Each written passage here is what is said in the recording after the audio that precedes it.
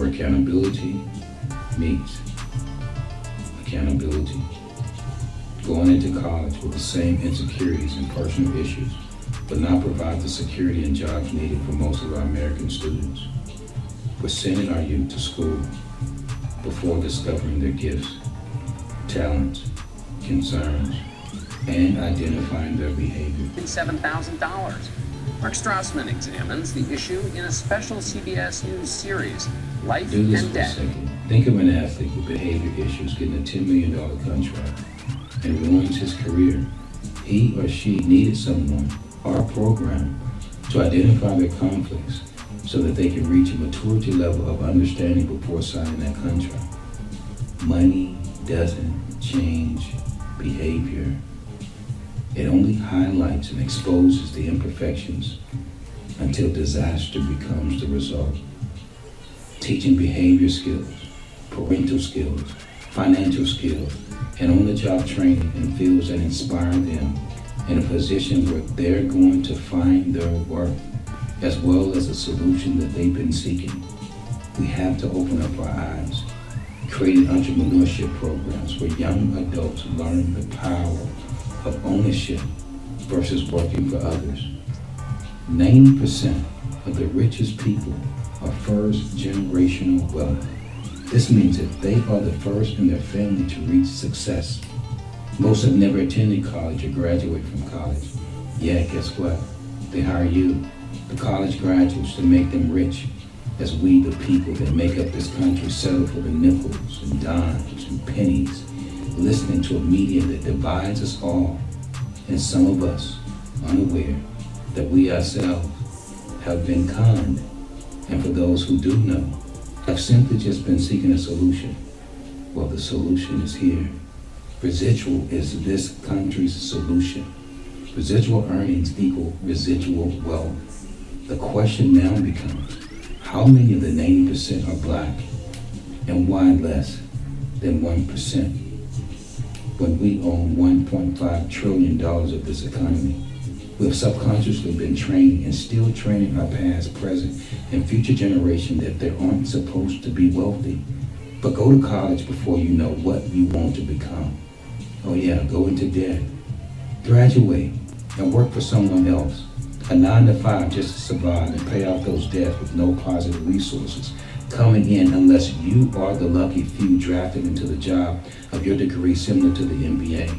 That's just the way it is, and it's always been, right? And we wonder why the youth are looking at us sideways as if they're not smart enough to see this is not the life they want. So yes, they have quit, and rightfully so, when we ourselves hate the 9-to-5 jobs we have, and yet expect them to be enslaved with the same principles of survival as if they are not watching us, saying, why are we struggling then? This didn't do well for you, Mom, Dad. Didn't you say you're tired of working and want something better for yourself? I'm actually having to work 3 jobs, and my husband works 3 jobs as well, and we're still not able to get ahead. Back when I was a kid, my father worked, my mother stayed home. My father's income was enough for us to When survive. I was growing up, it was achievable, like picket fence, being able to own your own home. I feel like we can never catch up. It's like you're stuck. You got to get the millionaires and the billionaires in Washington to start worrying about the working class people. Because You they think want they don't know, don't care? Have we become so out of touch with our youth, ourselves, and reality, addicted to our own egos, insecure with hurt feelings of being told what to do, or problem solving on how to do it because it didn't come from us? So why is it that no one can tell us anything unless we are an athlete, entertainer, or politician? Even though historically we've distrusted them for generations, yet we vote them into an office just to crucify the other party when we ourselves see that all the parties are guilty. What's wrong with us? Have we become starstruck? Does this make us feel a certain type of way of belonging, acceptance, to where we turn a blind eye to uncompromised behavior? Thus, is this just taking us back to school to a popularity contest? What has happened to us? A community where we're blaming the younger generation of something we as a unit created. Fear is everywhere. But guess what? No one can share with us about accountability because we passed the test of being of age. Thus, that makes us adults who don't or won't listen to the truth of the Generation Z because it hurts to not know. So why do we expect this process not to be continuously repeated when they're looking at us every single day? We're all guilty. We have complained about problems for so long that no one ever shared problem-solving skills. A social media negative plague of adults expressing their hate for one another and unsure as to why we're trapped in a sea of emotions of no return. Don't you know that the youth are watching you? Do you care? No problem solving, only identifying there's a problem and pointing fingers at everyone around us versus ourselves. We're lost and preoccupied with who is better than the next person, who has more money, as we're all suffering and dying slowly. Why is it that the United States is the #1 country leading in depression and no one's speaking a word as to why? Only again we're pointing fingers at the problem versus problem solving. For every millions and hundreds to millions of Americans working at Walmart and Amazon's, guess what? The values we can't obtain, so we concentrate our egos on the vision. Who's better than who? What color? Chris Smith simply will not give up on that dream for his children.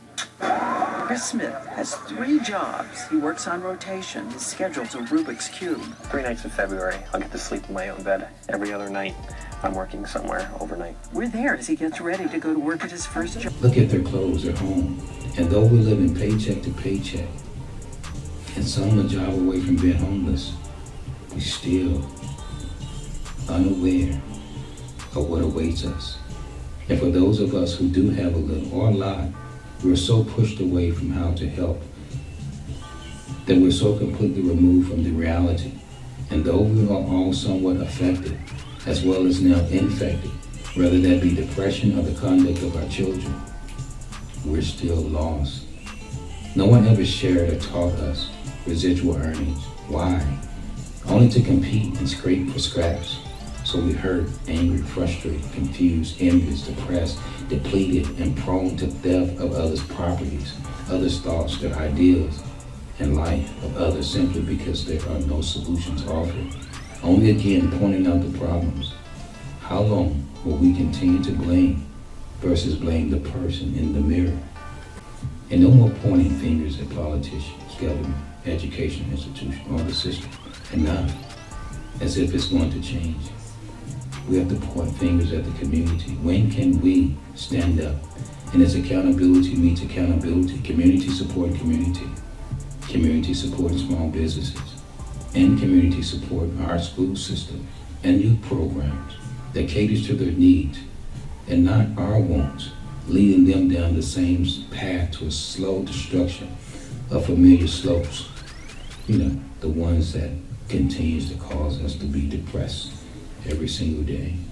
Sharing residual wealth and programs that meets the need of our Generation Z, the present, the millenniums, a plan that everyone can follow with solutions. No more pointing fingers at our parents for lack of parental skills just because we may think that we're better, but still fail in our own area of insecurities. We don't know the story or the shame or the abuse. And the shame that we carry is the coffin that carries us, the pain, the wounds that buries us, and the cement of a war that was lost in the battle of a life that suffocated triumph, simply because of fear that hides in us all as we infect those that are in close proximity wherever we go. And when we see the crime in our country as a whole, remember this: whatever you deposit has to have a withdrawal. And what have we been depositing into our present and next generation? The statistic speaks for itself. So today, would everyone in your community register for a virtual business card and just donate $1 a month to our programs? This has no choice but to assist our communities, our youth, for free, for those who are seeking an option that we all can agree upon. giving them a trade that they love, a trade that they can create money into, programs that change lives were supported by us from our communities. We will share these programs that can be eventually instituted in all cities. And with your city's assistance, the crime rate and job rate will not only decrease, but do so immediately. Small businesses increase, education institutions becoming valuable assets to our community. How long has that been? Call us, and we will send a youth club, a teacher, an educator to your business to register your business. With each business registering, each club, educator, gets weekly residual earnings as they and your community support your business in return. When everyone's on board, everyone eats. Community grows despite the division, despite the racism, despite the gender community. You ask for a solution, right? So when we're prompted with solutions that we all need, what now becomes our excuse? We can't fault the messenger as if we do. We are our own worst enemies, and we deserve the fate that awaits us if we do. Tell your higher power, why can't you help your community and see if he will still have your back? Do the math. Math don't lie. It only multiplies. This is no multi-level marketing. It's you having your own product and making it work for you. And to the adults, the youth are waiting and they're wanting it. They're asking for it. Now, how can we say no when there is no other solution on the table? Let's give it to them. You can sign up on the umyocards.com, unmasking your opinion. But we say call us, and we'll send them to your business at an appointed time so that they can see for themselves, and you can see how thankful and interested they are, and how they're begging and asking for this. So please share. Word of mouth will always be the best form of branding. Again, where accountability meets accountability. Hello, I'm Gregory Bernard. I'm Your Card member, the featured and now present of Business Cards, a video social media platform where you can show your products, your services, and testimonials. It's perfect for small business owners, and guess what? You can create your own card using your mobile or PC. So monthly card prices that ranges from $4.88 and up. I mean, when I tell you it is amazing, it is amazing. But one of the things I like about I'm Your Card the most is when you register, you become a partner. So that means for every referral, I get half monthly. And that's enough referrals that can take care of my bills, my home or business mortgage, as well as my car note, as well as set me up for early retirement, because that's what I'm looking for. So those of you who's listening to me, do me a favor and do yourself a favor. Register your Your Cards today at Umyo, UMYO, cards, CARDS.com. And you see my referral code that's at the bottom? Use that referral code, because that's how I'm going to get paid. But guess what? You can do exactly the same thing. Everyone that you refer, you get half too. So thank you for registering. Thank you for supporting the community. And thank you for supporting me. Residual wealth is everything. And I could not have done this without you. Thank you. Have a good day. Umyo!